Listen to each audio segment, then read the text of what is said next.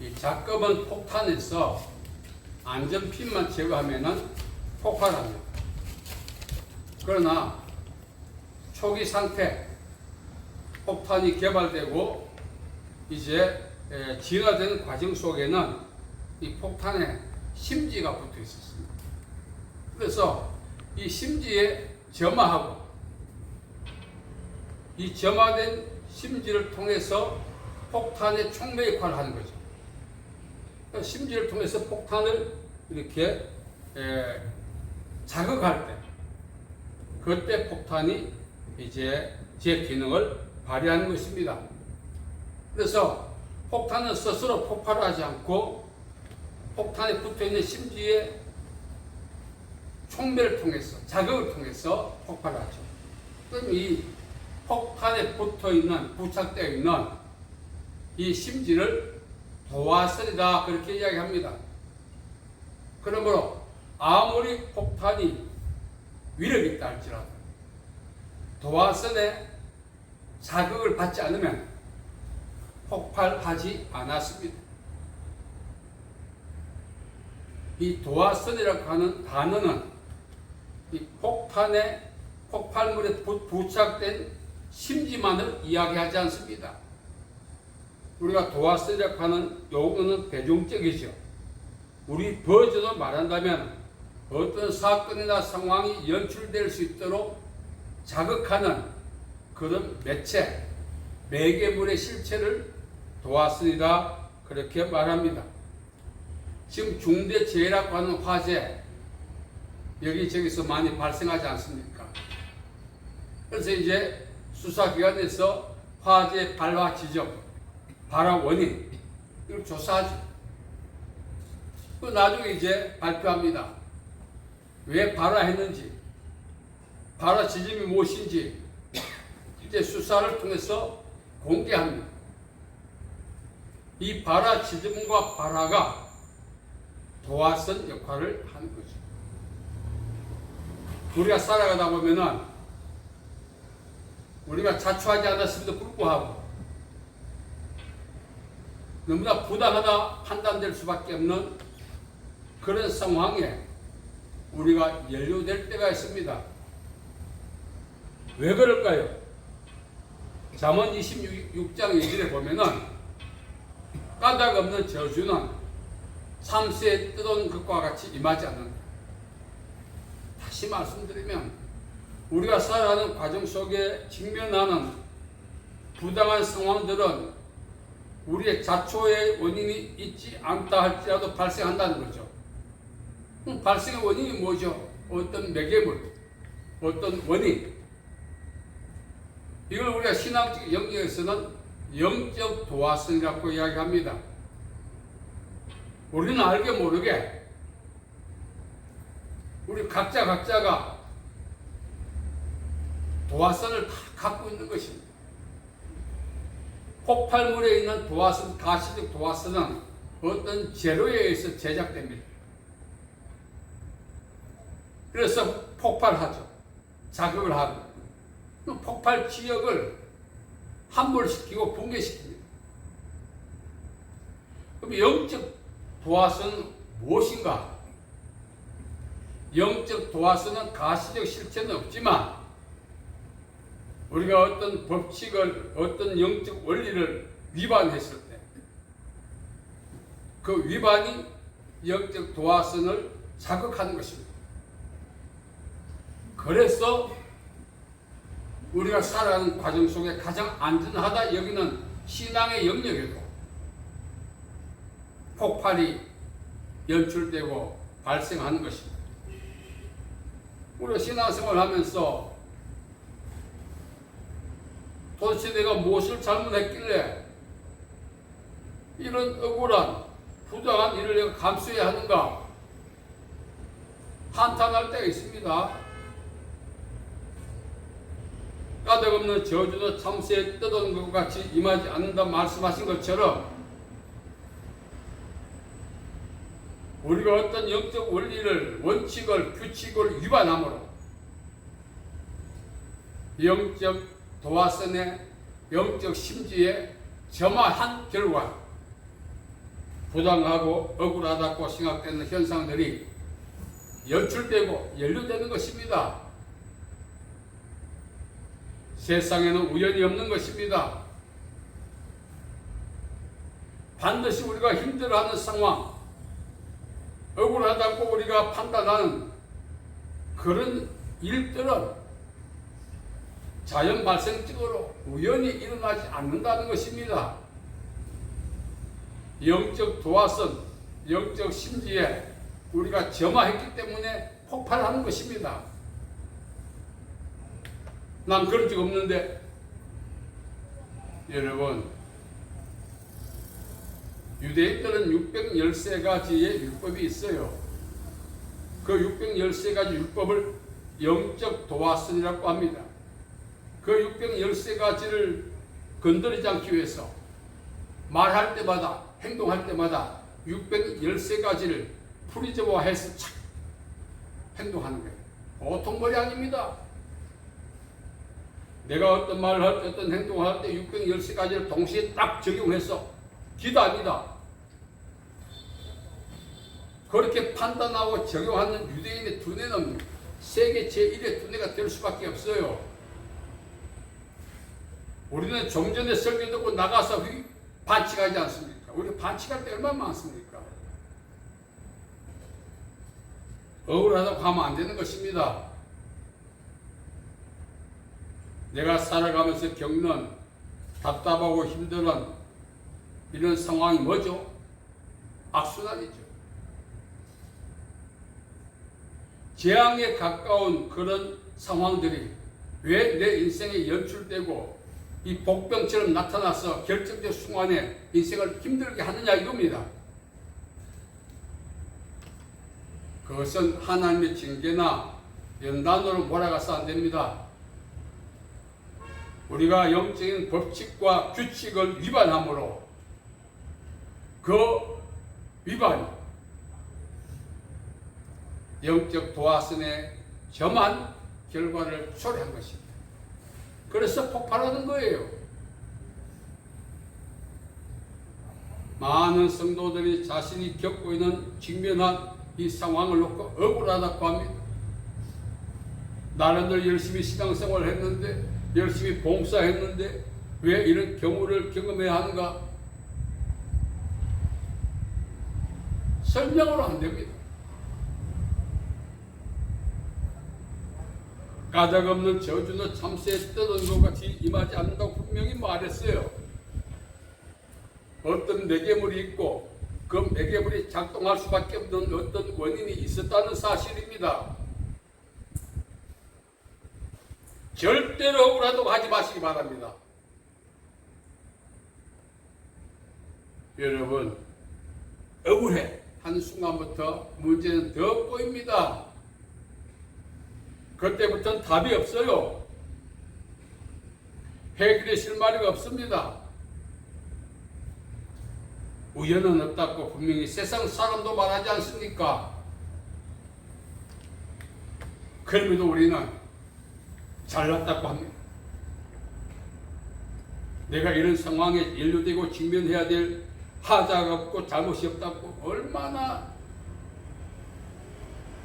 변명 아닌 변명을 해야 됩니까? 나도 모르게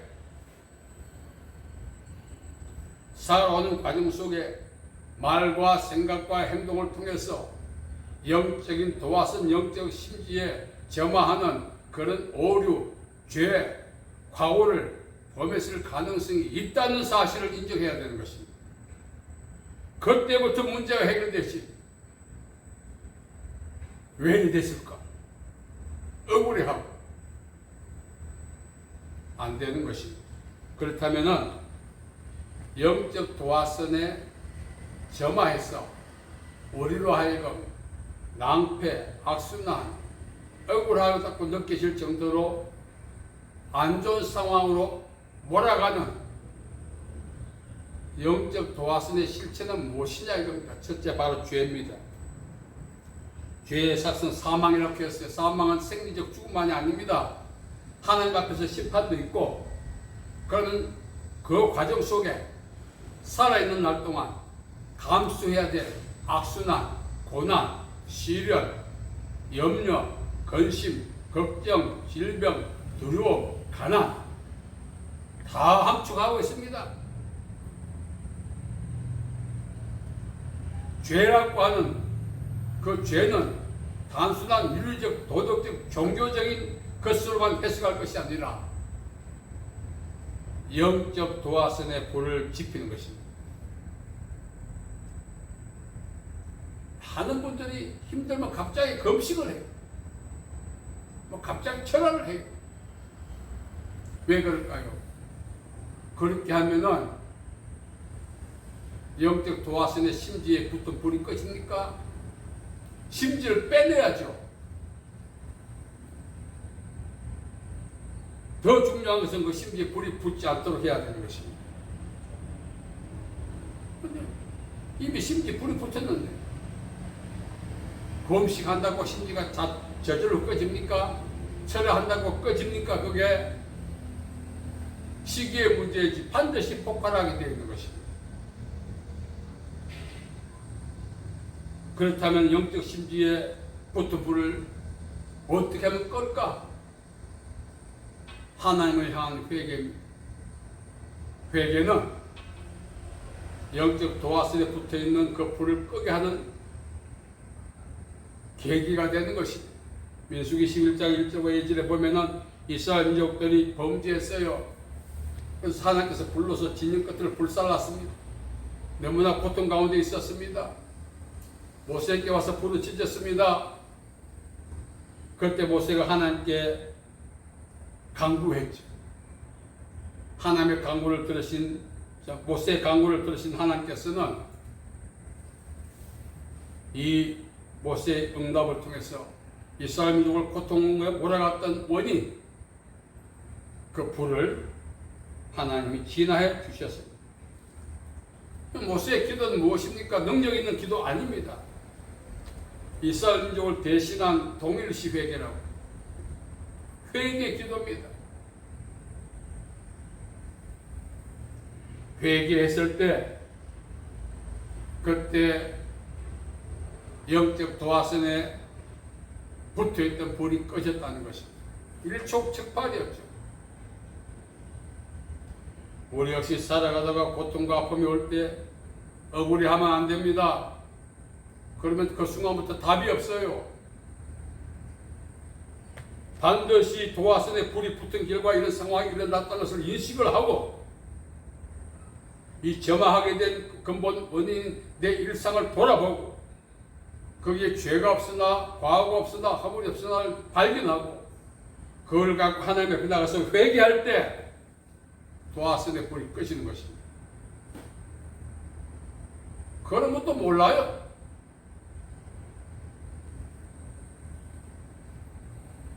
여러분, 두 번째는 완고함입니다.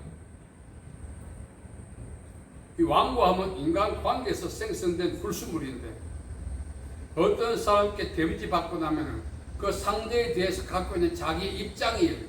완고함.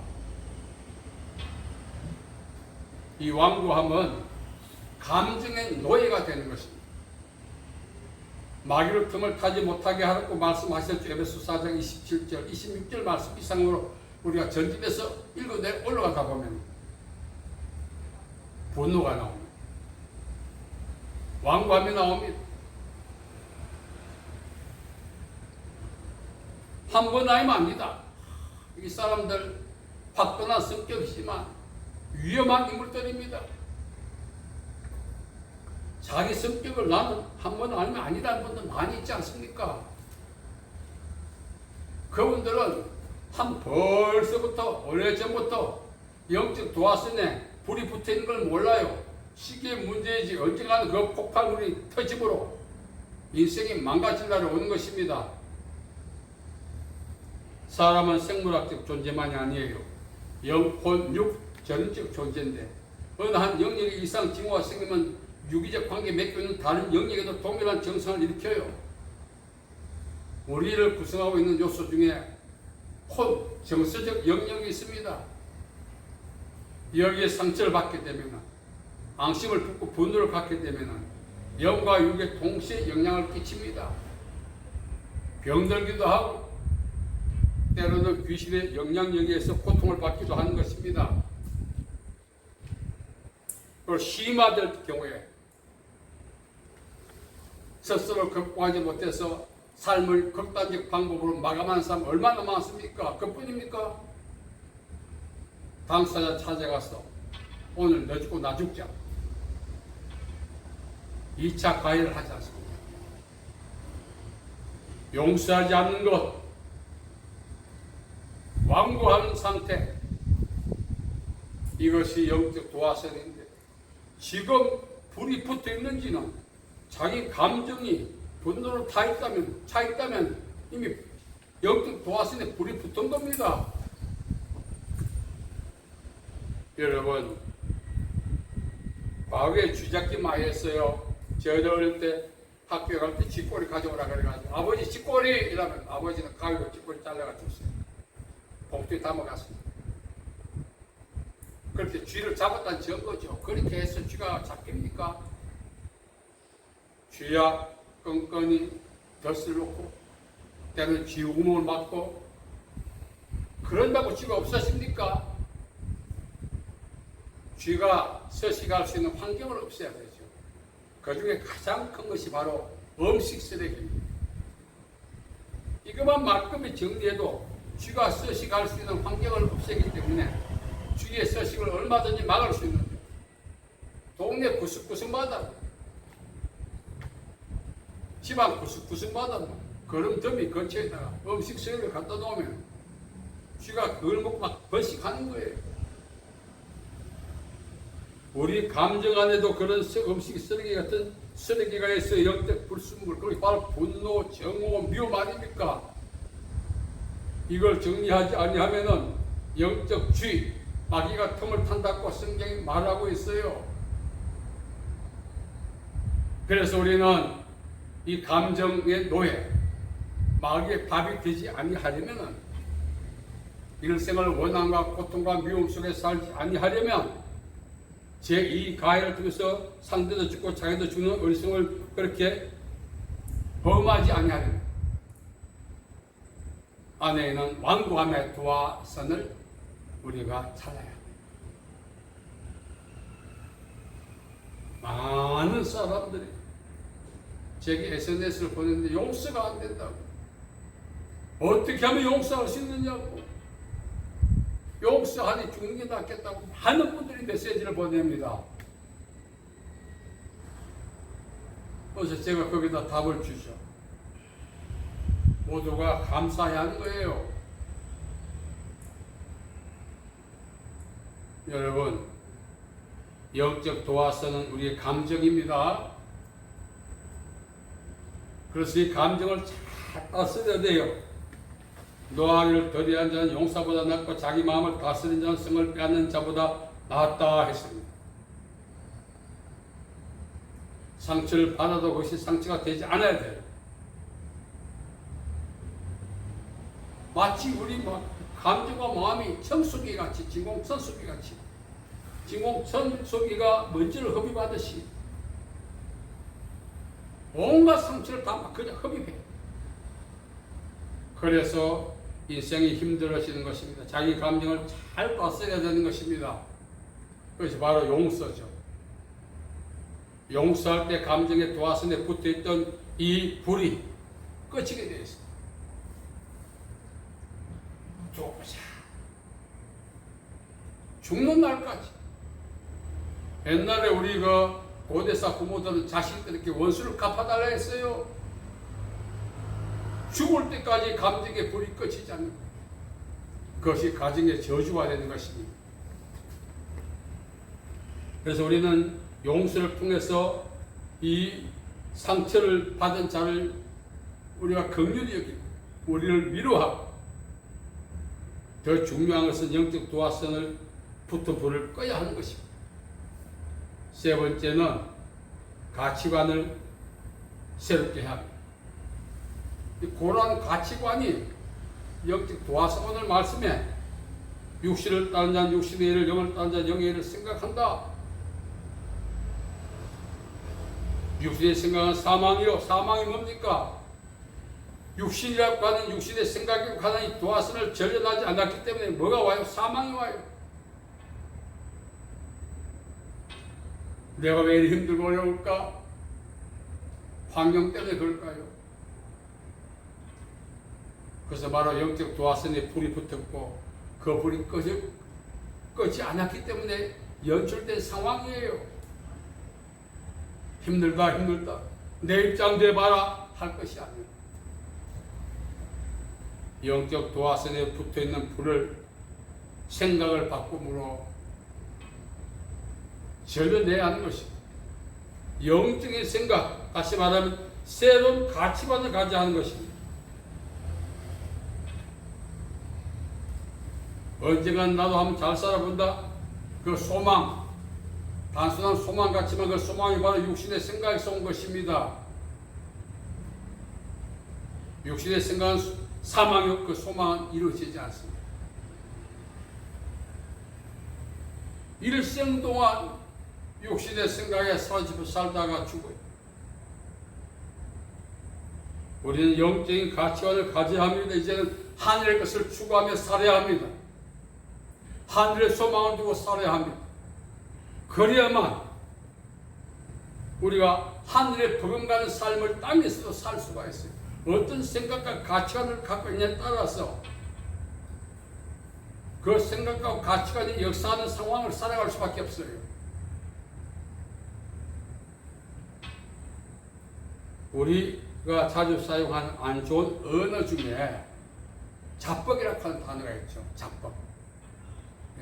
저도 막 쓰기 싫은데 이 자뻑은 자기 생각의 결과입니다. 다시는 복구가 불가능하고 회생이 불가능해요. 그래서 우리는 자뻑하지 않기 위해서 어떻게 해야 합니까? 생각을 바꿔야 하는 것입니다. 이 고러한 생각, 요즘 드라마나 인간관계나 여러가지 미디어나 SNS를 보면 자기만 생각해요. 타인을 배려하지 않아요. 자기만 생각해요. 바로 욕심이죠. 생각이 곧 내 영적 신분을 증명하는 거예요. 내가 방언한다고 능력 행한다고 내가 영적인 사람인 것 같아요. 영의 사람은 영을 따른다. 여기에 생각을 한다고 했습니다. 영적인 사람은 가치관이 변한 사람을 이야기합니다. 가치관이 변하지 않는 상태, 그것이 바로 영적인 도화선인데 그 영적 도화선에 불이 붙어 언젠가는 자뻑하는 것입니다. 그래서 우리는 내 스스로 나를 못 살게 만들고 나 스스로 나를 죽게 만드는 것입니다. 그렇게하면 마귀가 방해했다고 합니다. 잘 우리가 인생이 망가진 허물어진 배우를 우리가 추적해보면 자기 자신이 허문 거예요. 자뻑한 거예요. 왜요? 자기의 육신의 생각, 고라한 생각, 잘못된 가치관이 변하지 않기 때문에 그렇습니다. 그래서 우리는 가치관을 변화시켜야 하는 것입니다. 오늘 성경 이야기합니다. 우리가 영적인 도화선에 이미 불이 붙어있는 사람도 있을 것이고 끌렸고 안전부지를 하지만 이건 소화기로 끄는 건 아닙니다. 세상에 있는 모든 소방차를 동원해도 끌 수 없어요. 영적 도화선에 붙은 불은. 이 불은 오직 회개만 끌 수 있는 것입니다. 이 불은 오직 용서할 때만 꺼지는 것입니다. 이 불은 오직 생각을 바꿀 때만 꺼지는 거예요. 아멘. 여러분, 저도 붙어 있는 게 있을 수 있어요. 이렇게 설교하지만 여러분들에게 붙어 있는 것도 있어요. 한번 돌아보셔야 됩니다. 이대로 가다가 언젠가 자뻑할 날이 온다는 사실입니다. 지금은 간당간당하지만 우리는 지금은 괜찮아가 아닙니다. 특히 가시적인 도화선은 이래입니다. 이래 하면 뻥 하면 끝나죠. 영적 도화선은 나뿐만 아니라 자녀, 후손, 가문에 이르기까지. 그래서 성경은 3, 4대라고 하는 것입니다. 우리 자신만 살다 가는 세상이 아니지 않습니까? 우리 자녀도 살고 우리 손들도 살고 후손도 살아야 할 이 땅에서 누구보다 모델적인 삶을 나와 자녀와 후손과 가문이 그렇게 살기를 원한다면 오늘 우리 삶을 점검해서 영적 도화선에 불을 붙이는 어리석은 짓 하지 말자, 이 말씀을 드리고 싶은 것입니다. 여러분, 이제 우리가 다시 한번 내 자신의 삶을 점검해서 영적 도화선에 불을 끄고 이후로 나와 우리 자녀와 후손과 가족과 가문이 하나님의 은혜 안에서 살아가는 그런 출발의 기회되는 복된 예배 되시기를 예수님의 이름으로 축복합니다. 아멘. 살아계신 아버지 하나님, 은혜와 자비와 사랑을 감사합니다.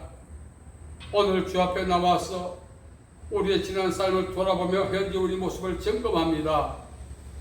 우리에게 이 점화되어 있는 영적 도화선의 불을 끄기를 원합니다. 용서하여 주시옵소서.